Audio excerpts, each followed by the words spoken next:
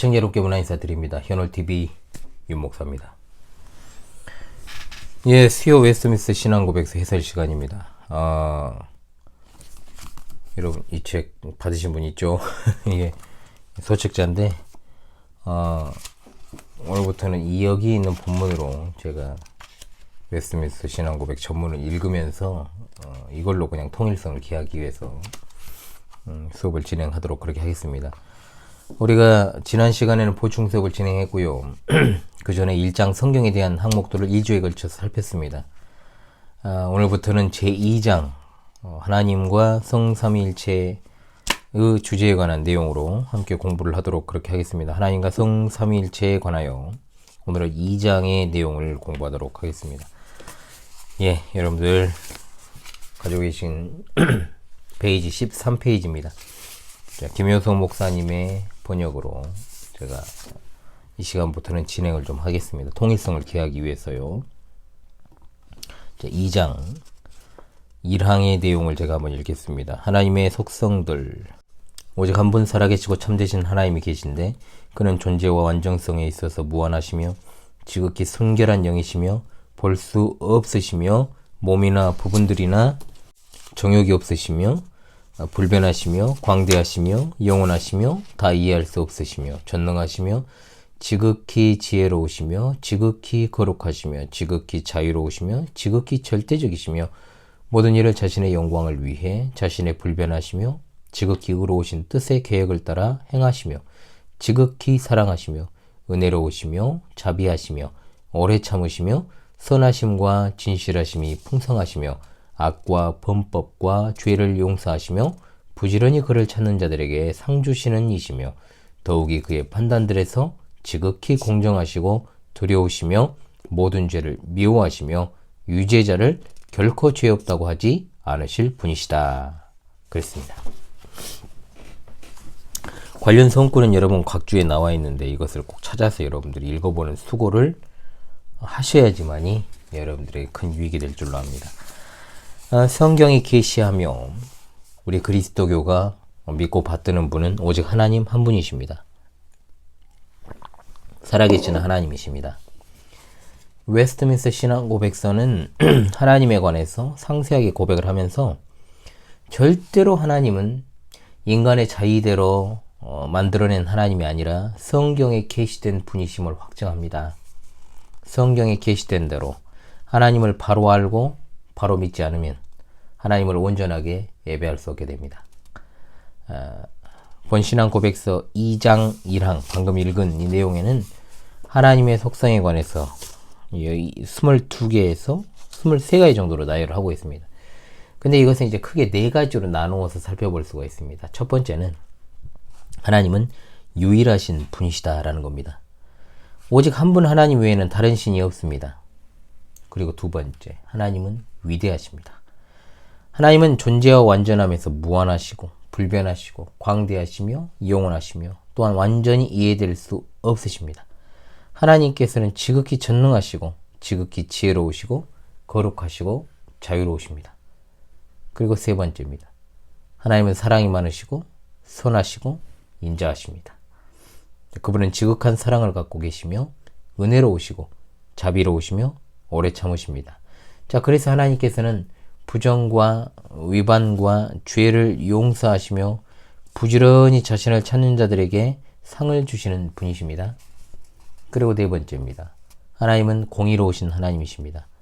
그분은 죄인들에게 긍휼을 베푸셔서 용납하시지만 모든 죄들을 미워하시며 마땅히 형벌받을 자들에게 벌을 내리시며 면제하지 않으십니다.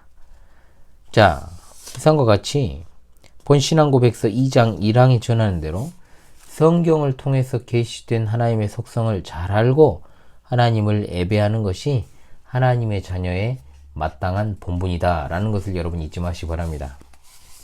자, 그런데 우리가 여기서 조금 이제 이해를 좀 하고 넘어가야 될 게 뭐냐면 다 이해할 수 없으시다. 하나님께서 완전히 이해될 수 없으시다라는 말의 의미가 무엇인지를 우리가 좀 알 필요가 있습니다. 인간의 지혜는 한정되어 있죠. 그리고 미천합니다. 여기에 반해서 하나님의 지혜와 그리고 지식의 깊이 그리고 그분의 판단은 우리 인간들이 측량할 수 없습니다. 이것을 이제 조금 전문 용어로 표현하자면 하나님의 완해 불가성이라고 그럽니다. 완해 불가성? 좀 어려운 말 같습니다만은 인간이 하나님을 완전하게 이해하는 일이 불가능하다는 겁니다. 인간의 하나님에 대한 이해가 비록 완전하지 않고 지극히 일부분일지라도 그 부분적인 이해로 말미암아 인간들은 하나님께 나아갈 수 있게 되는 거죠.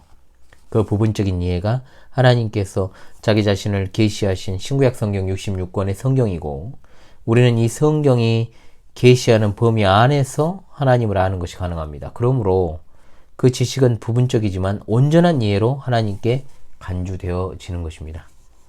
그래서 하나님의 여기서 우리가 절대적인 속성을 우리가 잘 생각을 해야 되겠죠. 여러분 나중에 신론을 다시 한번 보시면 그것을 정확하게 공부하실 수 있습니다.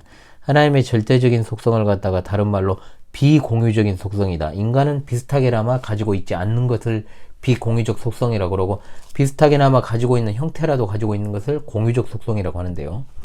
자, 절대적인 속성 네 가지는 무엇이냐? 첫 번째, 자존성입니다. 하나님께서는 스스로 존재하십니다. 하나님 자신이 원인이시고 필연적이시고 독립적인 존재이십니다. 그것이 바로 하나님의 자존성입니다. 두 번째, 하나님의 불변성입니다. 하나님께서는 변치 않으시는 분이십니다. 그 존재와 속성뿐만 아니라 그의 생각, 그의 계획, 의지, 목적, 약속, 실행 등에 있어서도 마찬가지입니다. 세 번째, 무한성입니다. 하나님께서는 끝이 없으십니다. 하나님은 어떠한 제한도 받지 않으시는 분이시고 존재와 시간과 공간 면에서 한계가 없으신, 척도와 한계가 없으신 분이십니다. 자, 제가 뭐 했죠? 자존성, 불변성, 무한성이었습니다. 그리고 마지막 네 번째가 유일성입니다. 하나님께서는 홀로 유일하신 참 하나님이십니다. 절대적이십니다. 자존하십니다. 불변하십니다. 무한하시기 때문에 하나님과 같은 다른 존재가 없습니다.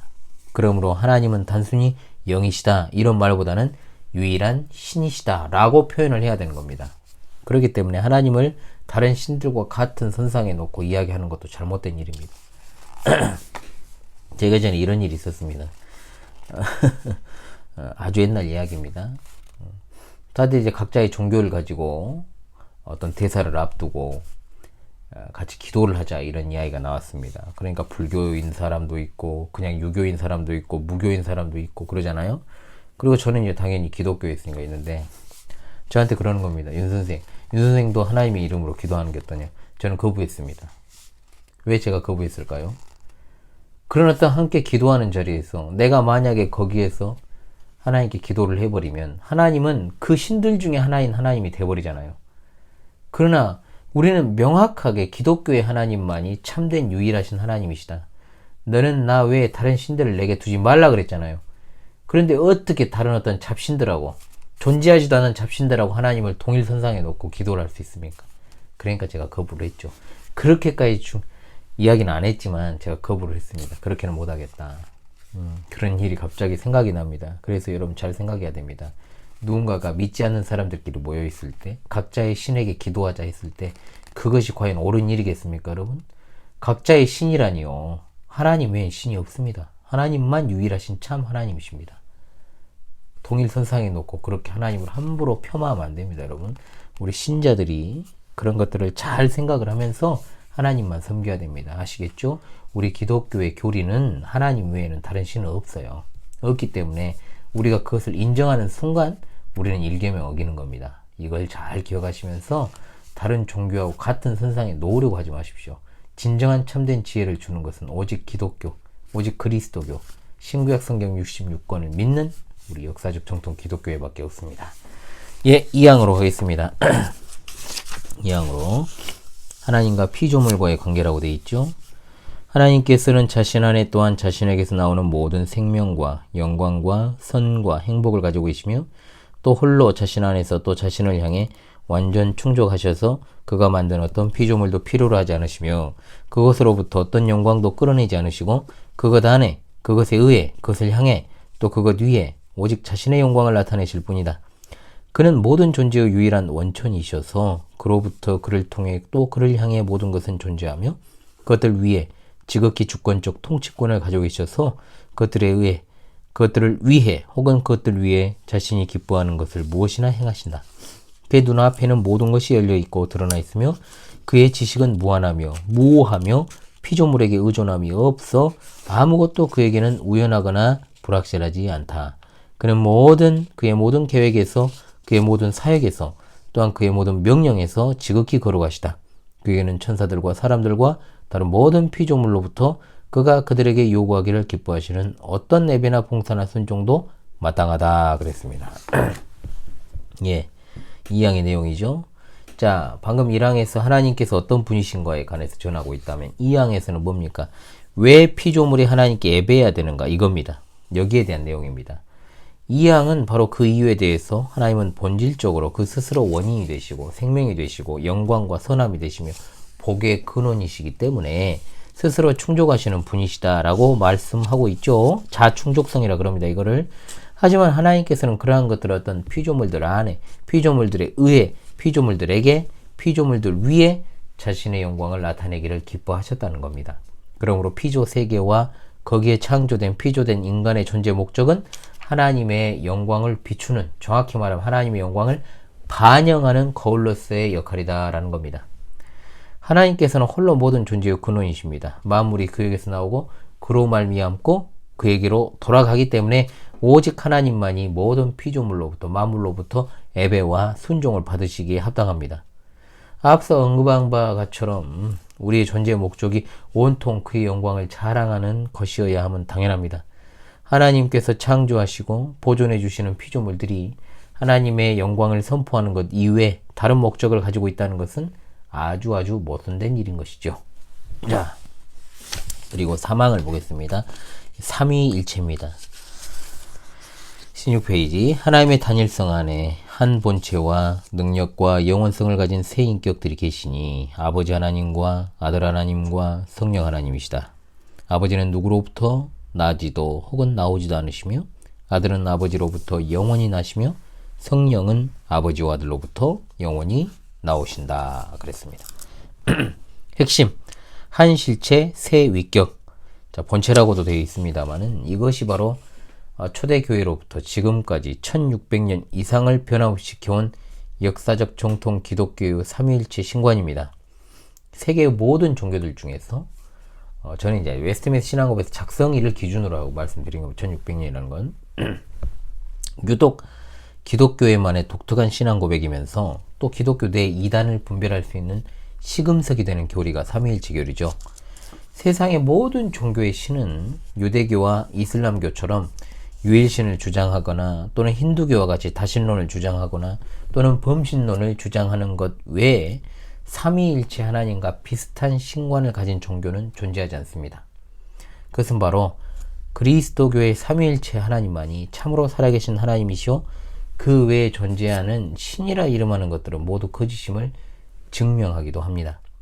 자, 한 실체, 세 위격이 이 공식을 갖다가 문장으로 표현하게 되면 한 실체 안에 세 위격이 계신다라고 고백을 하든 세 위격 안에 한 실체가 계신다라고 고백하든 그것은 큰 상관이 없습니다. 즉, 이 두 문장들이 각각 다 진리인 거예요.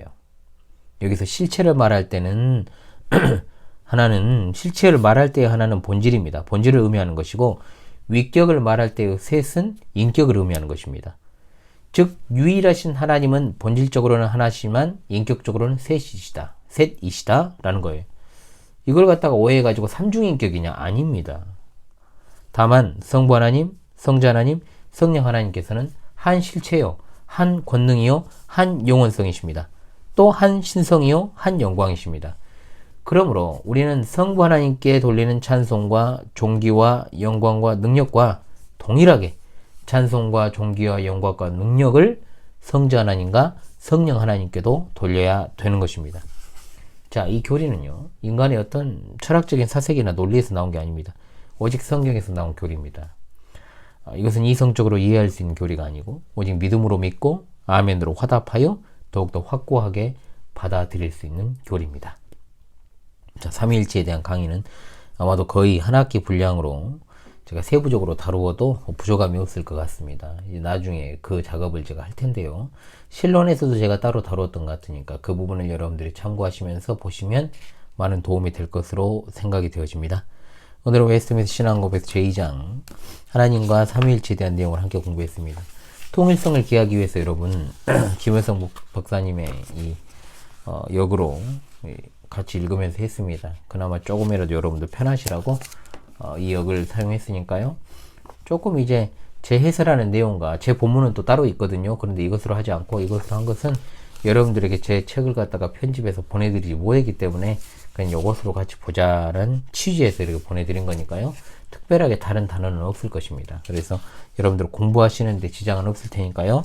여기 보시면 각 주에 달려있는 이 성경 구절들을 찾아서 여러분들이 일일이 읽어보시는 것도 굉장히 중요하다. 이것이 바로 진짜 공부하는 법입니다. 이게 바로 성경 공부법입니다. 다른 거 큐티 같은 거 하지 마시고 이걸 갖다가 웨스트민스터 신앙고백서 관련 성경 구절들을 찾아서 읽어보면서 숙지하는 것이 가장 좋은 성경 학습법이 된다라는 것 여러분들에게 말씀을 드리겠습니다. 여러분 다음 시간 제3장 하나님의 영원한 작정에 대해서 공부하도록 하겠습니다. 지금까지 현월TV 윤목사였습니다. 여러분 안녕히 계십시오.